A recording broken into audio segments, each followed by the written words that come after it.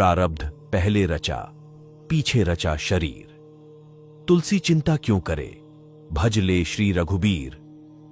एक साधु थे जो हमेशा ईश्वर के नाम का जाप किया करते थे।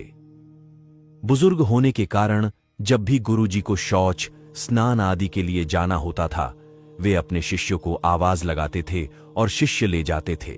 धीरे धीरे कुछ दिन बाद शिष्य 2-3 बार आवाज लगाने के बाद भी कभी आते, कभी और भी देर से आते।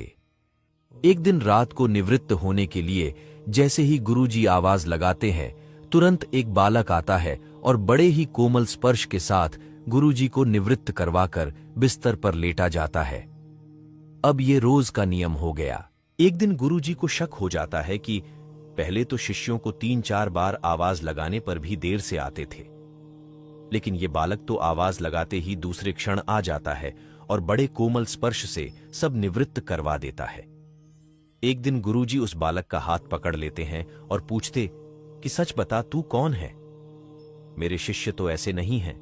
बालक के रूप में ईश्वर ने साधु को अपना वास्तविक रूप दिखाया। साधु रोते हुए कहते हैं, हे प्रभु, आप स्वयं मेरे निवृत्ति के कार्य कर रहे हैं। यदि आप मुझसे इतने प्रसन्न हो तो मुझे इस कष्ट से मुक्ति ही दे दो ना। प्रभु कहते हैं, प्रत्येक व्यक्ति को उसके कर्मों के अनुसार जीवन मिलता है और वह अपने कर्मों का फल भोगता रहता है। यही कर्म फल का सिद्धांत है। प्रारब्ध का अर्थ ही है कि पूर्व जन्म अथवा पूर्व काल में किए हुए अच्छे और बुरे कर्म जिसका वर्तमान में फल भोगा जा रहा हो। साधु कहते हैं कि क्या मेरे प्रारब्ध आपकी कृपा से भी बड़े हैं? क्या आपकी कृपा मेरे प्रारब्ध नहीं काट सकती है? ईश्वर कहते हैं, प्रारब्ध 3 तरह के होते हैं। मंद प्रारब्ध मेरा नाम जपने से कट जाते हैं।